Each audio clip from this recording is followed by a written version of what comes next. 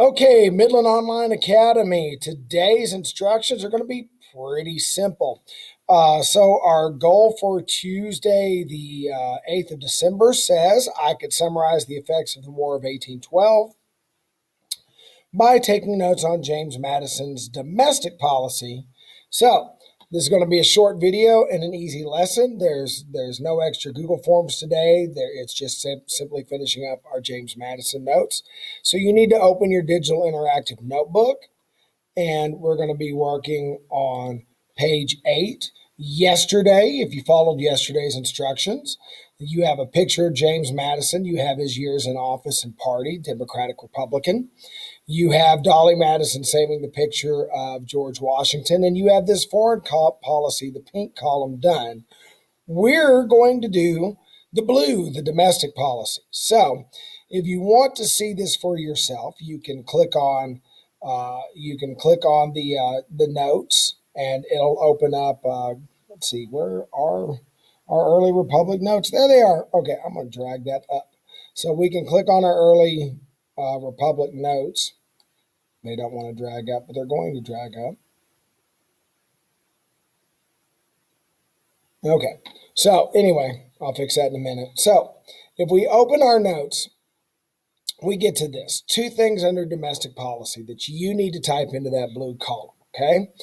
Number 1, the Bank of the United States. So remember our history here. So way back in the 1790s, Alexander Hamilton goes to Congress and says, let's start a national bank.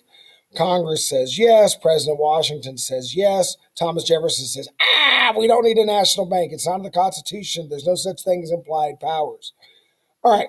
So that creates our 2 parties, and off we go. Well, as it turns out, the National Bank, the law that authorized the National Bank, had what we call a sunset provision. And this is common in laws. You may not know this. A lot of our laws have an expiration date. That Congress will write a law that says the national government is going to do whatever it is, in this case, start a national bank. And the law authorizing this bank will expire on such and such a date. And the date for the national bank had expired early in James Madison's term. Now, Madison is a Democratic Republican. They didn't really love the national bank. But remember, their objection to implied powers went away when Thomas Jefferson did the Louisiana Purchase. And the war left us with a whole lot of debt. The War of 1812 was an expensive war. And so the Democratic Republicans and James Madison go back and they reform the national bank. Okay, so we'd had a national bank, it went away, now it's back as a result of the war. Okay. And then number 2, and this is the biggest change for the Democratic Republican parties. Remember that the Democratic Republican Party had bought into Thomas Jefferson's idea that America's future was to be a nation of farmers. We didn't want big cities. We didn't want factories. Well, when we wind up going to war with modernizing European nations, we realized that we're going to need big cities and we're going to need factories. And so you begin to see this shift after the War of 1812. This is the beginning of the Industrial Revolution in the United States. The Industrial Revolution had already started in Europe, but America was slow to that, mostly because of Jefferson and the Democratic Republicans wanting to minimize the amount of manufacturing in America. They wanted all of us to be farmers, happy on our own little land. They didn't want us living in cities or working for big industries like oil, the stuff America does all the time now. And this is the thing you need to know most for STAR test. So during and after the War of 1812, America became more urban. We started building bigger cities and began to industrialize, build more factories, and develop new technologies. This is the connection between the war that STAR test wants. In fact, almost every time STAR Test asks about the War of 1812, it's either about the Star Spangled Banner or about the beginning of the Industrial Revolution.